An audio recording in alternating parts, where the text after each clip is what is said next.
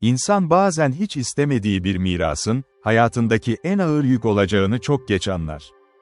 Ben bunu öğrendiğimde, Atlas Okyanusu'nun kıyısındaki küçük Blacksour kasabasına doğru ilerleyen eski trenin camından dışarı bakıyordum. Gökyüzü kurşuni bulutlarla kaplıydı, deniz dalgaları kayalıklara sertçe vuruyor. Rayların kenarında uzanan kurumuş otlar rüzgarın etkisiyle aynı yöne eğiliyordu. Elimde tuttuğum sararmış zarfın üzerinde yalnızca adım yazıyordu. Nathaniel Carter. O güne kadar adını bile duymadığım büyük babam Arthur Blackwood ölmüş ve geriye kalan bütün mal varlığını bana bırakmıştı. Daha da garibi, ailem yıllardır onun öldüğünü söylemişti. Şimdi ise avukatın gönderdiği belgeler bunun yalan olduğunu kanıtlıyordu. Bana kalan tek şey büyük bir malikane değildi. Bana kalan şey, nesiller boyunca saklanmış karanlık bir sırdı. Blacksour'a vardığımda akşam olmak üzereydi.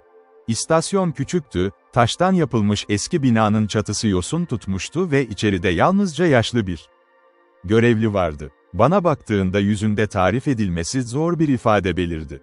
Elimdeki valizi görünce sessizce, "Blackwood malikanesine mi gidiyorsunuz?" diye sordu. Başımı sallayınca birkaç saniye sustu, sonra gözlerini kaçırarak, "Orada uzun süre kalan pek olmadı," dedi. Ne demek istediğini sormaya fırsat bulamadan başka tarafa yürüdü. Bu kısa konuşma bile içime açıklayamadığım bir huzursuzluk bırakmıştı. Malikane kasabanın biraz dışında, falezlerin üzerine kurulmuştu. Siyah taşlardan yapılmış devasa yapı, sislerin arasında adeta denize meydan okuyordu. Demir kapının iki yanında duran aslan heykellerinin yüzleri yılların aşındırmasına rağmen hala tehditkar görünüyordu. Kapıyı açtığım anda paslı menteşelerin çıkardığı ses, çevredeki martıları havalandırdı. Bahçedeki yabani sarmaşıklar yolları tamamen kapatmıştı. Uzun zamandır burada yaşayan kimse olmadığı belliydi. Kapıyı açan kişi malikanenin kahyası Oliver Hayes oldu. 70 yaşlarını geçmişti, dimdik duruyor. Gri takım elbisesini sanki yıllardır hiç çıkarmamış gibi taşıyordu. "Hoş geldiniz Bay Carter. Sizi bekliyorduk," dedi. "Bekliyorduk" kelimesine takıldım çünkü içeride başka kimsenin yaşadığını sanmıyordum. Oliver bunu fark etmiş olacak ki hafifçe gülümsedi. "Ben ve bu ev," dedi. "Burada başka kimse uzun süre kalmaz." İçeri girdiğimde zaman durmuş gibiydi. Dev avizeler, koyu renk ahşap merdivenler. Yüzlerce yağlı boya tablo ve tavana kadar yükselen kitaplıklar. Her şey zenginliği gösteriyordu ama aynı zamanda terk edilmişlik hissi veriyordu. Toz yoktu. Oliver evi kusursuz biçimde korumuştu. Buna rağmen odaların içinde dolaşırken sürekli birilerinin beni izlediğini hissediyordum. Duvarlardaki Blackwood ailesi portreleri özellikle rahatsız ediciydi. Resimlerdeki insanların gözleri hangi açıdan bakarsam bakayım beni takip ediyor gibiydi. Akşam yemeğinde Oliver bana büyükbabam hakkında konuşmaya başladı.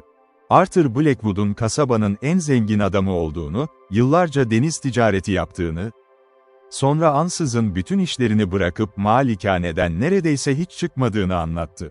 Son yıllarında yalnız yaşamayı tercih etti, dedi. "Yalnız mı?" diye sordum.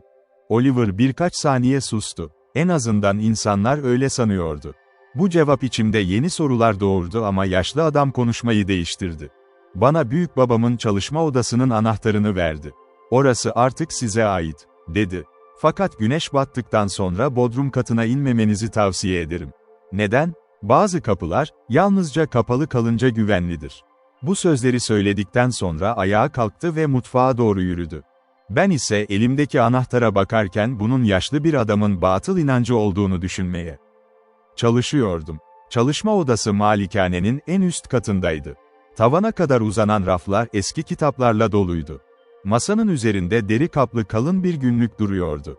İlk sayfasını açtığımda büyükbabamın titrek el yazısıyla yazılmış şu cümle dikkatimi çekti. "Bu satırları okuyorsan artık seçim yapma zamanı gelmiştir. Miras yalnızca servetten ibaret değildir." Sayfaları çevirdikçe Arthur Blackwood'un yıllar boyunca tuttuğu notlarla karşılaştım. İlk başlarda sıradan günlüklerdi.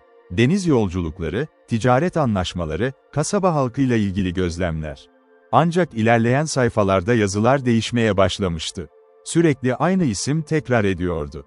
Eleanor Ashcroft. Kim olduğu belli değildi ama büyükbabam onun hakkında saplantılı biçimde yazıyordu. Günlüğün sonlarına doğru şu cümle vardı: "Onlar hala burada." Duvarların içinde bekliyorlar. Tam o anda çalışma odasının kapısı yavaşça kendi kendine kapandı. Önce rüzgar sandım ama bütün pencereler kapalıydı. Ardından üst kattaki koridordan ağır adım sesleri gelmeye başladı. Malikanede yalnızca ben ve Oliver vardı. Yaşlı adamın baston kullanmadığını biliyordum ama bu sesler metal bir bastonun zemine vurmasına benziyordu. Kapıyı açıp koridora çıktığımda kimseyi göremedim. Ses bir anda kesilmişti. Gece boyunca uyuyamadım. Saat tam 3'e yaklaşırken alt kattan gelen piyano sesi bütün evi doldurdu. Melodi son derece yavaştı. Daha önce hiç duymadığım eski bir parçaydı. El fenerimi alıp aşağı indim. Salonun ortasındaki büyük piyano kendi kendine çalıyordu. Tuşlara basan kimse yoktu. Birkaç saniye donup kaldım. Sonra müzik aniden sustu. Aynı anda salonun duvarındaki aile portrelerinden birinin yere düştüğünü duydum. Çerçeve parçalanmıştı. Resimde genç bir kadın vardı. Altındaki isim dikkatimi çekti. Eleanor Ashcroft. Ertesi sabah Oliver'a resmi gösterdiğimde yüzü bembeyaz kesildi. "Onun odasını açtınız mı?" diye sordu. "Hayır," dedim. Yaşlı adam derin bir nefes aldı. "Öyleyse açmayın." "Kim bu kadın?" Oliver cevap vermedi. Kasabaya inip araştırma yapmaya karar verdim. Blackthorn Belediye Arşivinde çalışan tarihçi Margaret Collins bana eski gazete kayıtlarını gösterdi. Yaklaşık 70 yıl önce Eleanor Ashcroft isimli genç bir kadın ortadan kaybolmuştu. Resmi kayıtlara göre denizde boğulmuştu ama cesedi hiçbir zaman bulunamamıştı. En ilginç ayrıntı ise Arthur Blackwood ile evlenmek üzere olmasıydı. Düğünden yalnızca 2 gün önce kaybolmuştu. Kasabadan ayrılırken yaşlı bir balıkçı beni durdurdu. Elindeki pipoyu söndürüp sessizce, "Blackwood malikanesi yaşayanları sevmez," dedi. "Orası sadece geçmişini geri isteyenlerin evidir."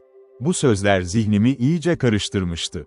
Malikaneye döndüğümde doğruca bodrum katına gitmeye karar verdim. Oliver beni durdurmaya çalıştı ama dinlemedim. Dar taş merdivenlerden aşağı inerken hava belirgin biçimde soğuyordu. En dipte demirden yapılmış ağır bir kapı vardı. Kapının üzerinde Latince bir cümle kazınmıştı. Kilidi açtığım anda içeriden yıllardır kapalı kalmış bir yerin ağır kokusu yayıldı. Oda beklediğim gibi değildi. İçeride eski sandıklar ya da mahzenler yerine küçük bir şapel bulunuyordu. Ortasında siyah mermerden yapılmış bir lahit vardı. Lahdin üzerinde Blackwood ailesinin arması işlenmişti.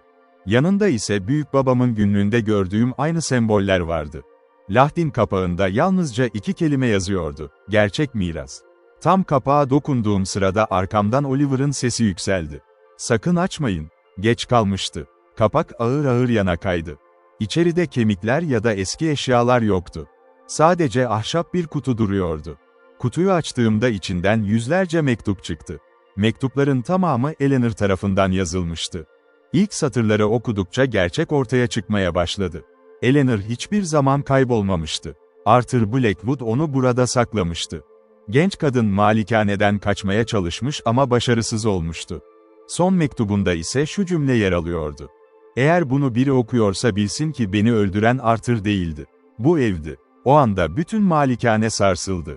Koridorlardan rüzgar uğultusu yükseldi. Yukarı kattaki bütün kapılar aynı anda çarpmaya başladı. Duvarların içinden fısıltılar geliyordu. Sanki onlarca insan aynı anda konuşuyordu ama hiçbir kelime seçilemiyordu. Oliver dizlerinin üzerine çökmüştü. "Artık öğrendi," diye fısıldıyordu. Ev yeni sahibini kabul etti. Duvarlarda yıllardır görünmeyen çatlaklar oluşmaya başladı. Eski sıvaların altından yüzlerce isim ortaya çıktı. Blackwood ailesine ait onlarca kişinin adı taşların içine kazınmıştı. Arthur'un günlüğündeki son cümleyi o an anladım.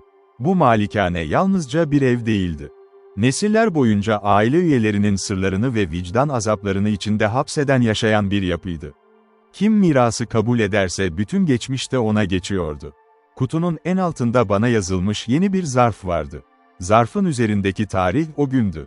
Titreyen ellerimle açtığımda yalnızca tek satır yazıyordu: "Şimdi sıra sende." Arkamı döndüğümde Oliver ortadan kaybolmuştu. Merdivenlere koştum. Bütün kapılar kilitlenmişti. Pencereler açılmıyordu. Dışarıdaki deniz görünmez olmuştu. Sis bütün malikaneyi yutmuştu. Koridorun sonunda yavaşça yürüyen siyah silüet bana doğru yaklaşırken ilk kez büyükbabamın neden bu evden hiç ayrılmadığını anladım. Çünkü buradan kaçmak mümkün değildi. Blackwood ailesinin gerçek mirası para, malikane ya da toprak değildi. Gerçek miras, bu evin sonsuza kadar yeni sahibini seçmesiydi. Aradan yıllar geçti. Bugün hala Blacksour kasabasında yaşayanlar falezlerin üzerindeki siyah malikaneden uzak durur. Bazen geceleri pencerelerde bir adamın dolaştığını söylerler. Elinde eski bir günlük taşıyan, koridorlarda sessizce yürüyen genç bir adam. Kasabaya yolu düşen yabancılar onun kim olduğunu bilmez. Fakat yaşlı balıkçılar aynı cümleyi tekrar eder, Blackwood malikanesi kimseyi çağırmaz.